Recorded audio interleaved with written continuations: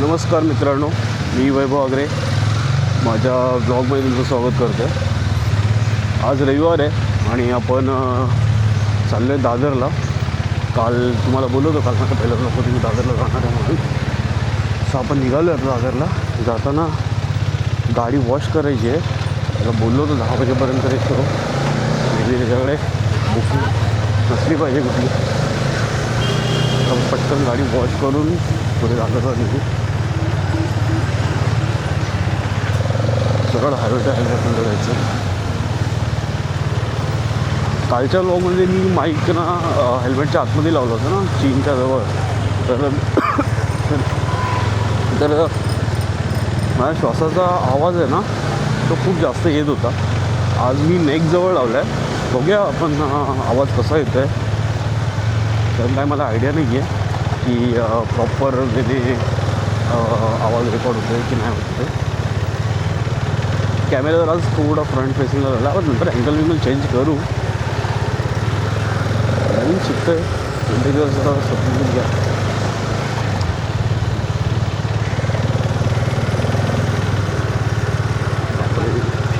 त्याच्याकडे गाड्या असल्या वांधे होते. बघूया.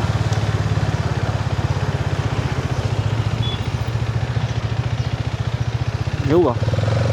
बरं झालं भेटला नंबर.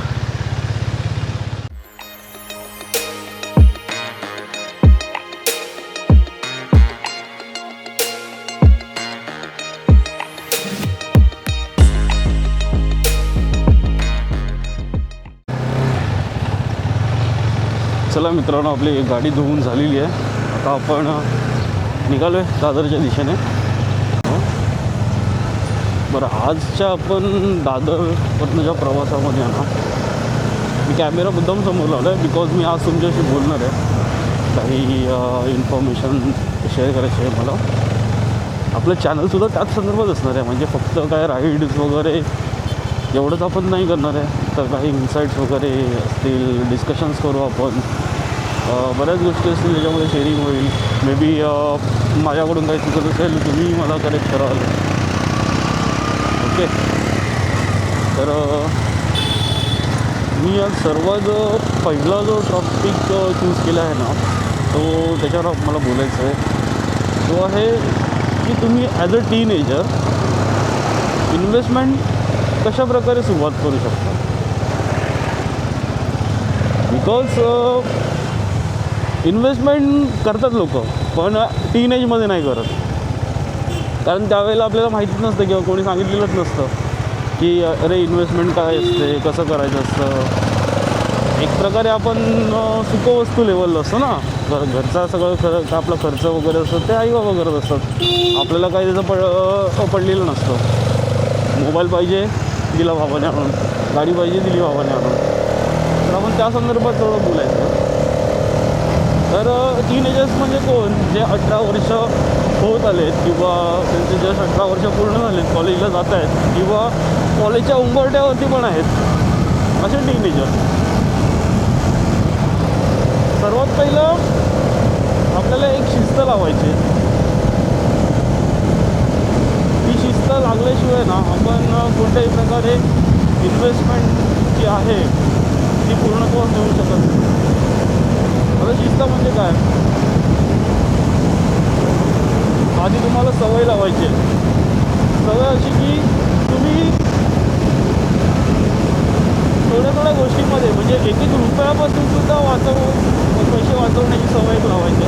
मी असं म्हणत नाही आहे की तुम्ही तुमचं हाऊस किंवा तुम्ही तुमचे मजा जरासं बाजूला ठेवून हे सगळ्या गोष्टी करा, अजिबात नाही. वय आहे तुमचं, करायलाच पाहिजे त्या सगळ्या गोष्टी. तुम्ही एन्जॉय केलं पाहिजे, फिरलं पाहिजे. पण सोबतच जर आपण थोडं एक सवय लावून घेतली. कारण बोलणं सोपं असतं किंवा नाही एवढं 100 रुपये बाजूला ठेवले की झालं काम. नाही, आधी तर तुम्हाला सवय लावायला लागेल. ती सवय कुठून लागेल? तर तुम्हाला 10 रुपयापासून सवय लावायला लागेल, 1 रुपयापासून सवय लावायला लागेल की नाही मी मला 10 रुपये दिलेत तर मी त्यातले ना 1 रुपया बाजूला ठेवले. नाही, मला 20 रुपये दिलेत मी त्यातले ना 5 रुपये बाजूला ठेवले. तर ही सवय खूप इम्पॉर्टंट आहे. तुम्ही एक तुमचं जे एज आहे ते एज आहे ना, एक लर्निंग स्टेजवालं एज आहे. म्हणजे तुमचं ग्रास्पिंग पॉवर खूप स्ट्रॉंग असतं त्या टाईमला. तुम्ही प्रत्येक गोष्ट पटापट ग्रास्प करत असता. म्हणजे जर सांगायचं झालं ना तर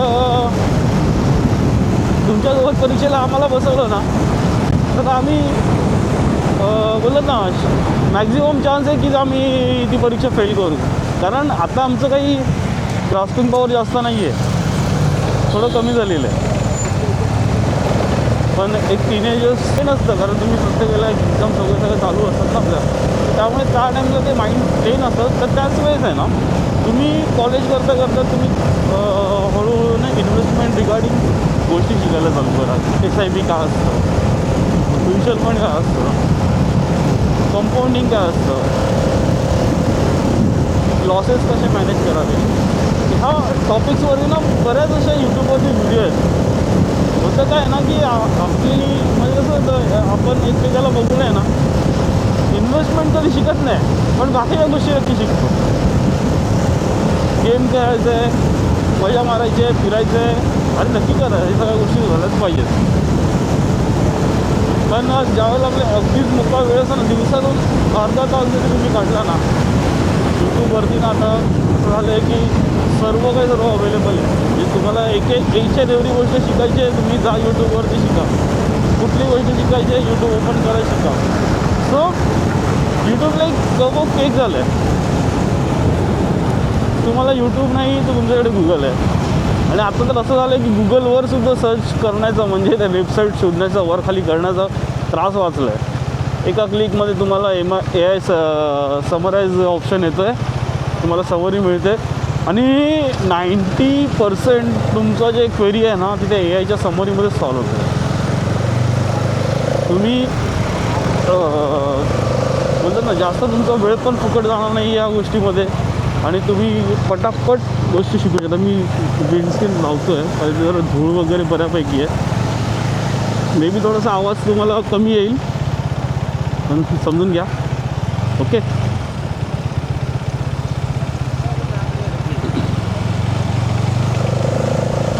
कारण आपल्या ह्या वयामध्ये ना आपल्याला कोण सांगतच नसतं ना, की तुम्ही इव्हन आपले आईबाबा पण सांगत असतात की तुम्ही हे करा किंवा तुम्ही चालू करा, तुम्ही पैसे वाचवा, ह्या सर्व गोष्टी सांगत नसतात. आईबाबांचं एकच असतं, 100 रुपये दिले मला त्याचा हिशोब दे, खर्च कुठे केला.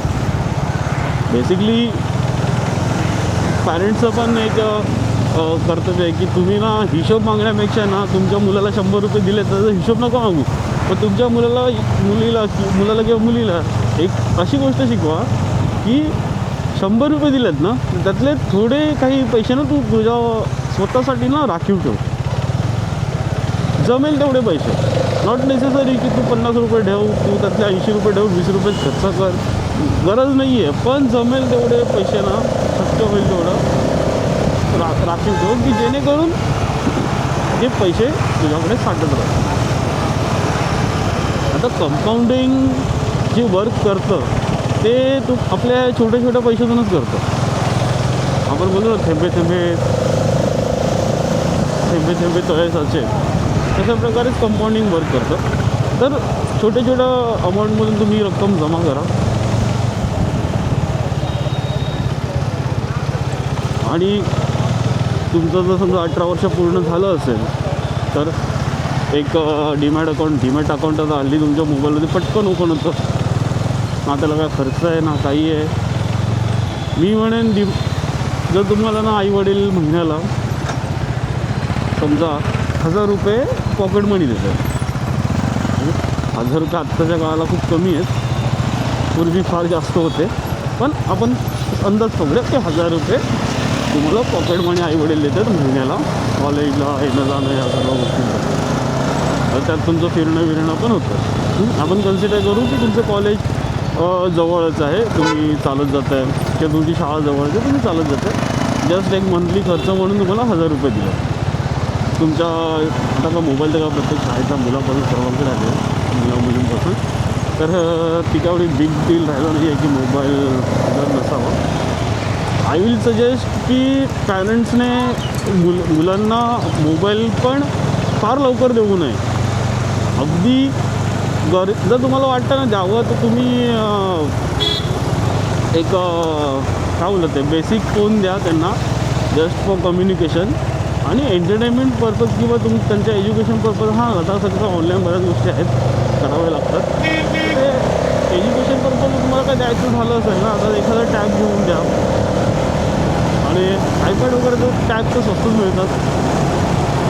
आयफोन तुम्हाला महाग मिळेल पण आयपॅड स्वस्त मिळतात. आणि त्याच्यात बऱ्याच गोष्टी करता येऊ शकतात. तुम्हाला स्किल्स डेव्हलप करण्याची गरज आहे. म्हणजे इन्व्हेस्टमेंट नॉट रिगार्डिंग की तुम्ही फक्त पैसे साठवताय. तुम्ही ना तुमचे स्किल्ससुद्धा डेव्हलप करा. तुम्ही बरोबर तुम्ही एज्युकेशन घेत आहे आपण शिकतो आहे सर्व काय करतो आहे पण जर आपलं स्किलच नसेल तर ते आपण शिकलेलं कुठे वापरणार आहे. कळणारही नाही की आपल्याला कसं वापरायचं आहे काय करायचं आहे. सो बेसिक स्किल खूप गरजेचे आहे. बेसिक अंडरस्टँडिंग खूप गरजेचे आहे.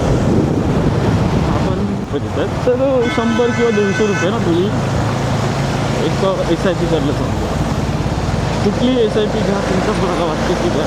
विचार करू नका की ही SIP वाढेल काय होईल म्युच्युअल फंड चांगला चालेल नाही. अरे तुमच्याकडे पुढचा विचार करायला खूप वेळ आहे. सध्या जस्ट स्टार्ट करा. ओके महिन्याला 100 रुपये 200 रुपये SIPमध्ये ॲड करा.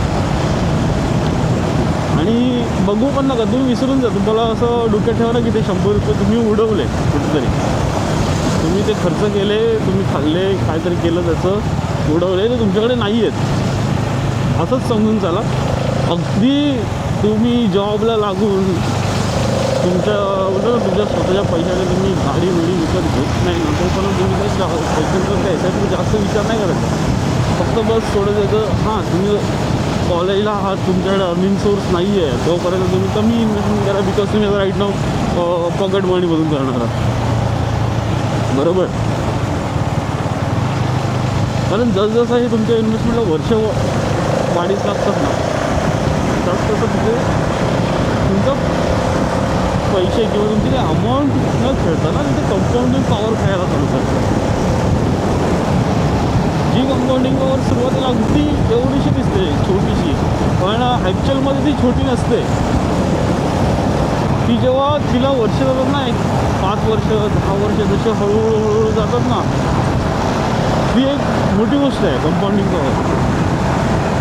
पैसे डुबणार नाही आहेत जोपर्यंत ते म्युच्युअल फंड लाईव्ह आहे ती बँक जिवंत आहे तोपर्यंत ते पैसे जिवंत आहे. जर आता तुम्ही नॅशनलाइज बँकेत कुठलंही टाकलं तर ती काय नॅशनलाइज बँक तुमची डुबणार आहे का नाही डुबणार आहे. हजारो करोडचा बिझनेस करणाऱ्या बँक आहे. आता तुम्ही बोलाल की नाही काही बँका डुबल्या असं काही नाही. लॉसेस होतात. हा प्रॉफिट आणि लॉस हा भागच आहे पैशाचा. अप अँड डाऊन जसं आपल्या जीवनाचा भाग आहे तसं प्रॉफिट आणि लॉस पण हा पैशाचा भाग आहे. तो त्याच्यामध्ये एवढं ना स्ट्रेस घेण्यासारखं काही नाही आणि स्ट्रेस घेऊ पण नका. बिकॉज तुम्हाला मी आधीच सांगितलं की तुम्ही असं समजा ना की ते पैसे तुम्ही खाल्ले उडवले ते ऑन द स्पॉट संपले. ऑन द स्पॉट संपलेल्या पैशांचा आपण जो उडवलेल्या पैशांचा आपण स्ट्रेस घेतो किंवा नाही घेत बरोबर. मग इन्व्हेस्टमेंटमध्ये थोडंसं लॉस आपल्याला दिसायला लागला तर आपण स्ट्रेस का घ्यावा. गरज नाही घ्यायची. त्याला असं तुम्ही कन्सिडर करा की बाबा मी पैसे संपवले माझ्याकडे पैसे नाही बरं. तुम्हाला सांगतो आहे की तुमच्या टीनेजमध्ये तुम्ही हे सगळं चालू करा ना त्याचं कारण आहे. कारण आता माझं वय 31 आहे. आम्हाला असं नाही गोष्टी गोष्टी सांगता आणि आम्ही इन्व्हेस्टमेंट केली पण नाही टाकली. म्हणजे आम्हाला भेटत नव्हतं ना गोष्टी कशा करायच्या काय करायच्या. फायनान्सवाल्या गोष्टीमध्ये एकदम कच्चा लिंबू असल्यावर तो माणूस होतो. अनुभव नंतर शिकवतो पण तो अनुभव जर तुम्ही लवकरच घ्यायला सुरुवात केली ना तर तुम्ही खूप लवकर परिपक्व व्हाल. म्हणजे तुम्ही वयाच्या 28 वर्षाला किंवा 30 वर्षाला उभी जेव्हा राहाल ना तेव्हा तुम्ही एवढे सेल्फ सफिशियंट असाल ना तुम्हाला आजूबाजूला पैसे बोलतात ना तुम्हाला बघायची गरज आहे. तर तुमचे डिसिजन ना ऑलरेडी फर्म झालेले आहेत. तुम्हाला सवय झालेली आहे तुम्ही कशाप्रकारे इन्व्हेस्ट कराल काय कराल या सगळ्या गोष्टींची म्हणजे फंड मॅनेज कसं करायचं ना ही तुम्हाला सवय लागलेली असते. कारण तोपर्यंत तुम्हाला एक अंदाजे 10 वर्षाचे काळ लोटला असेल. या सर्वात एक महत्त्वाची गोष्ट लक्षात घ्या की इन्व्हेस्टमेंट या विषयावर बोलतो आहे. ट्रेडिंग या विषयावर बोलत नाही आहे. आणि मी ट्रेडिंगसाठी इन्करेज अजिबात करत नाही आहे. जर कोणाला वाटत असेल की ट्रेडिंग करावं ना तर भावानं हात जोडतो, नुकसान होणार 100%. मी पण नुकसान करून घेतलेले आहे, तुमचे पण नुकसान होतील, 100% नुकसान होतील. तर प्लीज ट्रेडिंग या विषयाच्या फंडात पडू नका. जे काय करायचं आहे ते प्युअर इन्व्हेस्टमेंट करा, प्युअर गोष्टी करा, पण बस ट्रेडिंगच्या फंडात पडू नका.